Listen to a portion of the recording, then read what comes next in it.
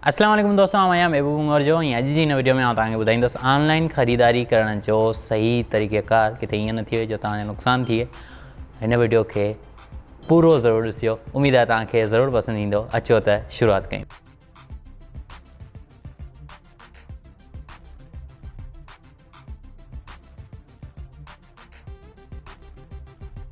दोस्तों, असां वटि ऑनलाइन ख़रीदारी करण जे लाइ असां कंहिं स्पेशल कंहिं ख़ासि वेबसाइट ते न आहियूं वेंदा। ठीकु आहे, असां यूट्यूब तां, फेसबुक तां ऐं उनखां अलावा कॾहिं कॾहिं ट्विटर तां ऐं इंस्टाग्राम तां ख़रीदारी करे छॾींदा आहियूं। जेका तव्हांखे शायदि ॿुधी ॾाढी हैरत थींदी त उहा कंहिं ख़ासि दुकान या कंहिं ख़ासि वेबसाइट जो लिंक हूंदो ई न आहे।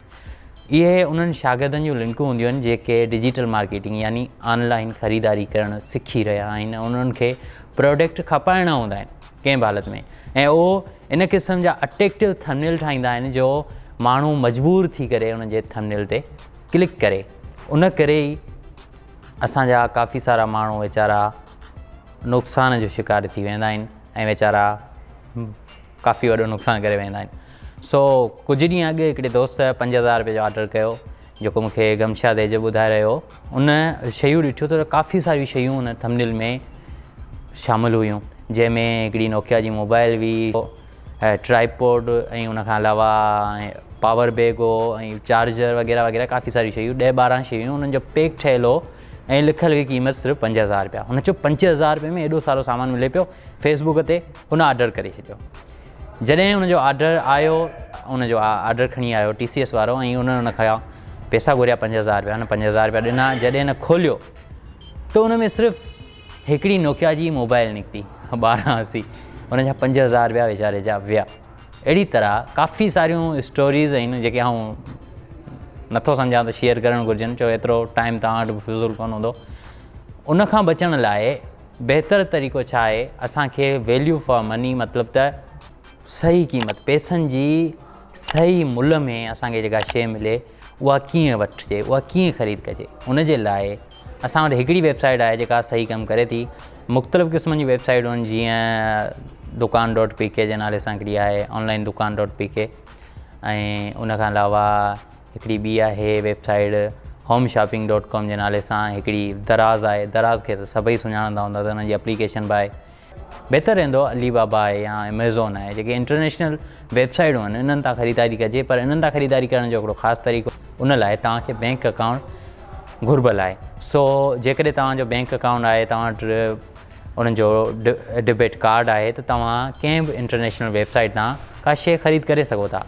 दराज़ सां ख़रीदारी करण जो सही तरीक़ो कहिड़ो आहे, तव्हां का बि रैंडम शइ खईं, को बि रैंडम प्रोडक्ट खयों ऐं उनखे बग़ैर ॾिसण जे त हीअ वठणु घुरिजे न वठणु घुरिजे, तव्हां ख़रीद करे छॾियो। ईअं बिल्कुलु बि न आहे करिणो। तव्हांखे दराज़ ते जेको प्रोडक्ट मिले थो उहो तव्हांखे ॾिसणो आहे त हिन जी रेटिंग छा आहे।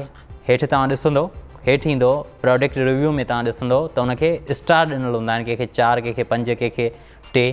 जेकॾहिं 3 स्टारनि वारो आहे, 3 तारा जंहिंखे ॾिनल आहिनि, उन प्रोडक्ट जो खे हथ बि न विझो, मतिलबु त उनखां परे वञो। जंहिंखे घटि में घटि 4 या 5 तारा ॾिनल आहिनि, 5 तारा त वधीक बहितरु आहे, पर जेकॾहिं 4 तारा ॾिनल आहिनि, उहो खोलण खां पोइ तव्हां ऑडर न कयो। तव्हां हेठि अची प्रोडक्ट रिव्यू ते क्लिक कयो ऐं उते मुख़्तलिफ़ माण्हुनि जा राया ॾिसो। जिन माण्हुनि उहा शइ ख़रीद कई आहे, उन्हनि छा छा लिखियो आहे उन जे बारे में, उन्हनि उन्हनि जा फ़ोटू रखिया हूंदा, उन्हनि जे बारे में उन जूं सभई ख़ूबियूं ऐं ख़ामियूं टोटल उते लिखियूं हूंदियूं। तव्हां बहितरु रहंदो त उहो सभु ॾिसी वठो, पढ़ी वठो त हिन में छा लिखियलु आहे। जेकॾहिं कंहिंजो गौर सां सिर्फ़ु उहे ई रिव्यू पढ़ो, सभ जा सभु न पढ़ो, ॾिसो जंहिंखे 2 तारा ॾिनल आहिनि, 1 तारो ॾिनल आहे, 3 तारा ॾिनल आहिनि, ख़ासि करे उहे पढ़ो, छो त उते उन्हनि जो नेगेटिव नाकारी रिव्यू ॾिनल हूंदो। उते हो तव्हांखे हर शइ क्लियर ॿुधाईंदा त हिन में कहिड़ो मसइलो आहे, छाजे करे। ऐं ख़ासि करे दराज़ हिकिड़ी गेम खेॾंदी आहे, उहा रिव्यू छाजे करे वठंदी आहे, उहा रिव्यू पॉज़िटिव इन जे करे बि वठंदी आहे जो उहो हिकिड़ी लालच ॾींदी आहे त तव्हांखे हिकिड़ी क़ुरानदाज़ी में शामिलु कयो थो वञे। तव्हां मोटरसाइकिल खटी सघो था, जेकॾहिं तव्हां जेको प्रोडक्ट वरितो आहे हिन जो रिव्यू ॾियो था, तव्हां हुन क़ुरानदाज़ी में शामिलु थी वेंदा। सही, तव्हां हुन क़ुरानदाज़ी में शामिलु थी वेंदो ऐं तव्हां पंहिंजो रिव्यू ॾींदो।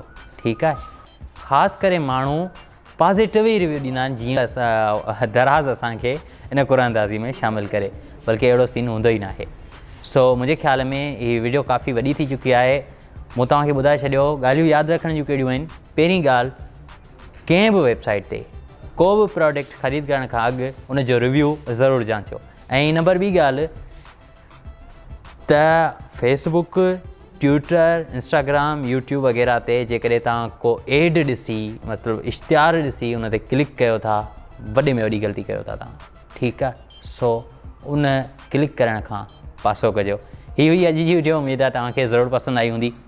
वधीक इन तरह जूं वीडियोज़ ॾिसण जे लाइ ऐं डेली टेक्निकल वीडियोज़ हिंदीअ में ॾिसण जे लाइ मुंहिंजे चैनल खे ज़रूरु सब्सक्राइब करे घंटी जे निशान ते क्लिक कयो, जीअं ईंदड़ हर नई वीडियो तव्हां ताईं आसानी सां पहुची सघे। हिन वीडियो खे अञा ताईं तव्हां लाइक न कयो, हैरत आहे यार। लाइक करे दोस्तनि सां ज़रूरु शेयर कयो। कुर्ब, अल्लाह हाफ़िज़, गुड।